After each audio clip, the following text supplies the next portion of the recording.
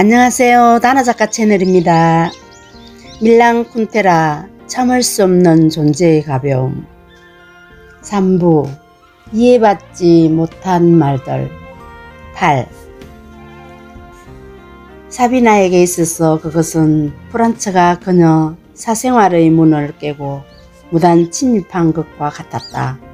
그리고 마리 클로드, 마리안, 화가 알랑 여전히 손가락을 세우고 있는 조각가, 그녀가 제네바에서 알고 지냈던 모든 사람의 머리가 문틈으로 보이는 것 같았다.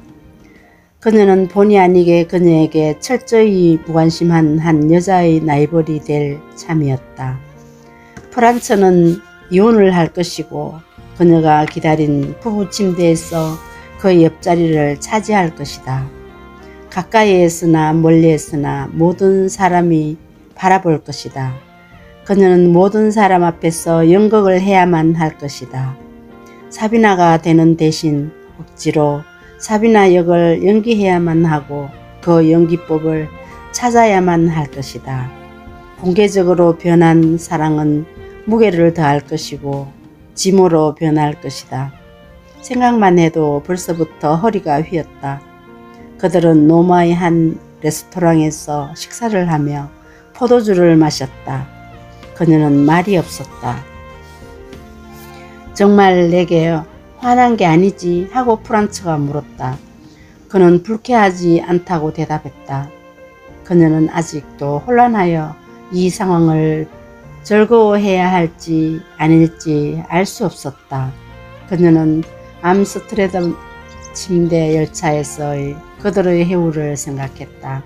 그날 저녁 그녀는 그의 발밑에 엎드려 곁에 있게 해달라고 애원하고 그것도 예치 않으면 결코 자기를 떠나게 하지 말라고 애원하고 싶었다. 그날 저녁 그녀는 배신에서 배신으로 이어지는 이 위험한 여행을 영원히 끝장내고 싶었다. 모든 것을 여기서 끝내버리고 싶었던 것이다. 이 순간 그녀는 당시의 욕망을 가능한 한 가장 강렬하게 머릿속에 그려보고 다시 불러일으켜 거기에 의지해 보려고 애썼다. 헛수고였다. 불안한 마음만 더욱 강해졌다. 그들은 저녁나절의 활기를 띤 호텔을 바라보았다. 그들 주위에 이탈리아 사람들이 큰 소리로 떠들고 악쓰고 몸짓을 크게 하는 바람에 아무 말 없이 나란히 걸어가면서도 그들 자신의 침묵을 듣지 않아도 되었다. 그런 다음 사비나는 욕실에서 오랫동안 화장을 했고 프란츠는 커다란 부부용 침대에서 이불을 덮고 그녀를 기다렸다. 여느 때와 마찬가지로 조그만 램프가 켜져 있었다. 욕실을 나오며 그녀가 램프를 켰다. 처음이었다. 프란츠는 이런 행동에 주의를 했어야 했다. 그는 거기에 별로 주목하지 않았는데 그에게 불빛은 중요하지 않았기 때문이었다. 우리도 알다시피 그는 정사 중에 눈을 감았다. 사비나가 램프를 끈 것은 바로 그의 감은 눈 때문이다.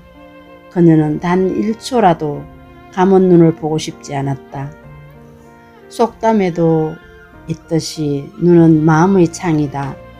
그녀가 보기에 눈을 감은 채 그녀 위에서 보둥거리는 프란츠의 육체란 영혼이 빠진 육체였다. 그는 채 눈을 뜨지 못한 작은 짐승 같았고 목이 말라 애처로운 신음소리를 내고 있었다. 근육이 멋진 프란츠는 그녀의 젖을 빠는 그 커다란 강아지 같은 체위를 취했다. 그리고 그것은 맞는 말이다. 그는 마치 젖을 먹는 것처럼 그녀의 젖꼭지 중 하나를 물고 있었던 것이다. 프란츠의 하반신은 남자이지만 상반신은 젖을 먹는 신생아 같았다. 신생아와 동침하고 있다는 생각에 그녀는 그의 혐오스러움을 느꼈다. 그렇다. 그녀는 그의 몸 위에서 절망적으로 몸부림치는 그의 모습을 더 이상 보고 싶지 않았고 이젠 암캐가 새끼 강아지에게 하듯 그에게 젖을 내밀지 않을 것이다. 오늘이 마지막 2번 다시 돌이키지 못할 마지막이다.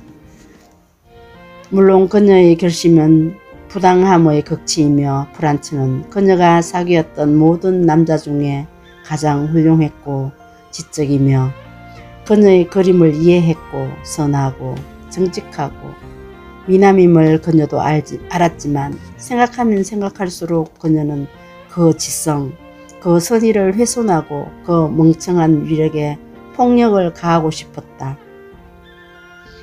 그날 밤 이것이 마지막이라는 생각에 흥분한 그녀는 그 어느 때보다도 격렬하게 그를 사랑했다. 그녀는 그를 사랑했고 동시에 이미 그곳에서 먼 다른 곳에 가 있었다. 또다시 멀리서 배반의 황금 나팔 소리가 들렸고 그녀는 이 부름에 저항할 수 없다는 것을 잘 알았다. 그녀 앞에 아직도 광활한 자유의 공간이 열려 있으며 그 공간의 넓이가 그녀를 흥분시키는 것 같았다. 그녀는 그 어느 때보다도 프란츠를 미친 듯 거칠게 사랑했다. 프란츠는 그녀의 몸 위에서 흐느꼈고 그는 모든 것을 깨달았다고 확신했다. 식사 시간 내내 사비나는 침묵을 지켰고 프란츠의 결심에 대해 그녀가 어떻게 생각하는지 한마디도 하지 않았으나 지금 그녀는 대답한 것이다. 그녀는 그녀의 희열, 정열, 공감, 그와 함께 영원히 살고 싶은 그녀의 욕구를 그에게 표시한 것이다. 그는 멋진 공터, 아내도 아이도 없고 가정도 없는 공터, 헤라클레스의 빗자루가 쓸고 지나간 멋진 공터, 장차 사랑으로 채워야 할 멋진 공터에서 말을 타고 달리는 사람 같았다. 한 사람이 다른 사람을 탄 자세로 두 사람 모두 말을 타고 달리고 있었다. 두 사람 모두 그들이 원하는 먼 곳을 향해 가고 있었다. 두 사람 모두 그들을 구원하는 배신에 도착했다. 프란츠는 사비나를 타며 그의 부인을 배신했고 사비나는 프란츠를 타고 프란츠를 배신했다. 경청해 주셔서 감사합니다. 오늘도 화사한 하루 보내세요.